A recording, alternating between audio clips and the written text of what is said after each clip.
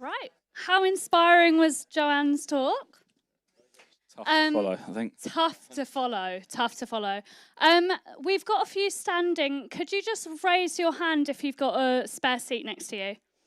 Perfect. If you'd like to come through, guys, just before we start our amazing talk.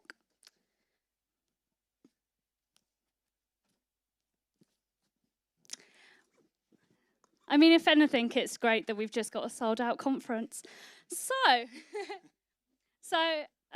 lovely to see you both. Likewise. I'd love to start with you, George, if you could do just a quick intro. With pleasure. Yes, I'm George, heading up our go-to-market expansion for the UK with onepilot. In a nutshell, like a next-gen approach to outsourcing customer care. So all channels, all languages. Think when you talk to a human at an e-commerce brand, that's potentially onepilot, and we're trying to tackle that problem through a flexible, scalable model, which we're going to go into, with Tim. And Tim? Hi, I'm Tim. I'm head of e-commerce for the Millennium Group, primarily focused on our DTC business called the Bottle Club. It's an alcohol e-commerce retailer, multi-brand retailer, selling 7,500 different alcohol products. Really difficult market to be in multi-brand, especially in alcohol, where there's hardly any margin in it. And it's been all about growth over the last few years, which we'll go into shortly, but also how do we make this business more profitable, which is a really difficult thing in e-com at the moment. And you've grown, am I right in thinking, 16 times? Could you talk a bit about that growth in revenue, and also now you're looking more towards the path to profitability? So yeah, we've grown 16 times what we were in 2019. Mainly through that was COVID, when everyone wasn't going to bars and restaurants, they were going online, drinking at home. The whole thing around provenance of products and things like that has really helped us grow. But we realized that we were too focused on kind of vanity metrics, trying to get to a higher revenue number, but that means nothing if you're not making any money. So over the last year and a half, we've looked at how we can kind of scale back revenue targets and actually look at where a profit is. And for us, one of the easiest ways to profitability, especially with the increase in customer acquisition cost, is nurturing the customers that you've got. So why pay 10, 15% cost of sale when you can do that for free with the customers that you've got, making sure that you're nurturing their experience. And also word of mouth advertising comes for free when you've had a good experience. If you've got good customer care, good experience, then you're going to start telling everybody about it. And that's where we've kind of partnered with onepilot to enable that.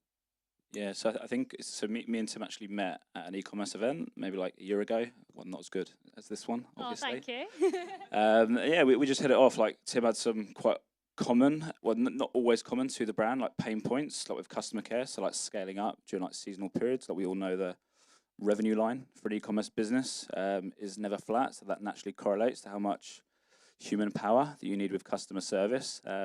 And yeah, they just had like a lack of process. I'm sure you don't mind me saying some of the internal team had some quite emotional responses, depending if they have a good day or a bad day. And yeah, how we've kind of tied that into onepilot, and going back to it, when I talk about the tech-led approach, is that we have our own like learning management system, knowledge base, which just that means, when you reach out to one of our customers, whether that be TM Lewin, Dashwater, or the Bottle Club, you're going to get a consistent, high-quality human response, and that's kind of where the tech kind of comes into it.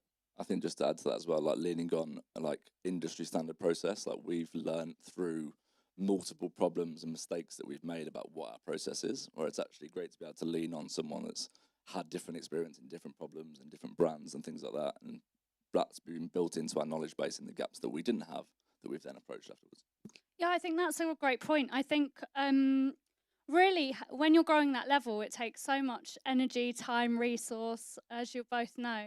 How did you maintain the quality of your customer service, especially through using onepilot?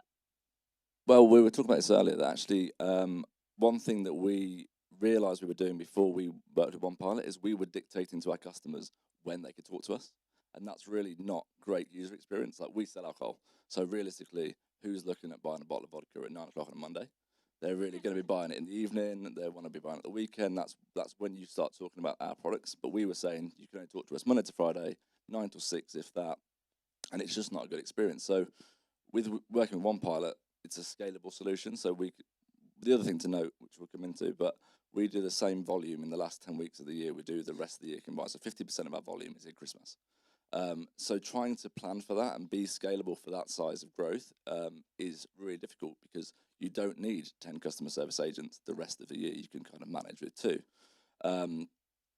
So when we moved to onepilot, we've got that knowledge base, which has been able to scale up and scale down when we need it, and has also enabled us to turn on channels that we didn't have. So we turned off the phone line in Christmas of 2020 because we just didn't have the manpower to answer it. So now that's back on. We've got live chat working again, which means we can kind of get that pre-purchase conversation happening before. And it's just has enabled customers to feel a lot more safe in their purchase with us and us as a brand. And also turning weekends back on. Yeah, and I think the interesting bit, especially for you guys, and this is going to be relatable to a lot of brands, is like during the quiet months, you might only need 1 person or maybe 2. I don't know the size of the brand. But during those peak periods, if you could click your fingers and have like 6 or 7, that'd be great, wouldn't it? But in reality, like the hiring and then the typical outsourcing model, you're not really able to do that because it's dedicated agents, predominantly speaking. So the way our kind of tech works and how we're able to do it for brands, you know, like Tim's, is it's shared resource. So typically shared resource historically is really low quality because, you know, how do you get a high quality agent to have all the knowledge and experience for a brand like Victoria's Secrets, and then half an hour later be able to do it for Dashwater? Entirely different, 2 different use cases. And again, without going into the weeds, that's basically why our tech exists and the approach we're being able to do. And then as a result, when Tim needs 1 agent, no problem. But when he needs, I don't know, 10 or 11 in Q4, it's no issue either. I'm sure that's a problem a lot of you face here. And finally, just before we leave, could you give me one anecdote or one funny story about customer service? I know I've actually heard this, but I'd love to hear. Which one was your favourite? Because we've been. There is a video as well. There is a video. Do you want to see the video at the end? We did an hour speaking call, and we had many, many stories. But I'd love to hear your favourite, Tim. We had one. We have a blue bottle of wine, and a customer had called up and said the water had turned clear. Which was impossible. They'd emptied the bottle out and come back. We've had ones where one where they sent the order back to us and said that we didn't send them the stock, and they sent us back tins of soup and said, I was like, we don't have any tins of soup to have sent it to you in the first place. There's been so many, and we've had crazy DPD stories with them lobbing cases of beer over the fence, which is what the video's of. Have you got any favourite stories I've told you about? Well, the video, the one you showed me, had me in stitches the other day. So if you bump into Tim, but yeah, I was just something that come to mind because we were talking about when we were looking. Oh. No, I just thought I'd try and leave a nugget for the guys to go away with that me and Tim were talking about earlier. If I give like one recommendation from like a CS point of view, is to obsess over first response time and the number of human touch points that it takes you to solve a ticket. And the reason being, if you just do basic math of like an average of 4-hour response time and then 4 touch points, assuming the customer responds back in real time, which they won't, you're looking at a 16-hour like resolution, just as an example. But if you can cut that touch point into 3 and have that first response time, let's say to an hour, I'm not going to spell out the math, but you get the idea. So I would obsess over those 2 metrics, especially in that peak period. Wow, amazing. Well, if anyone wants to see this famous video, you'll know where to find him. And thank you so much, guys. Send it to me. Perfect. Thank you.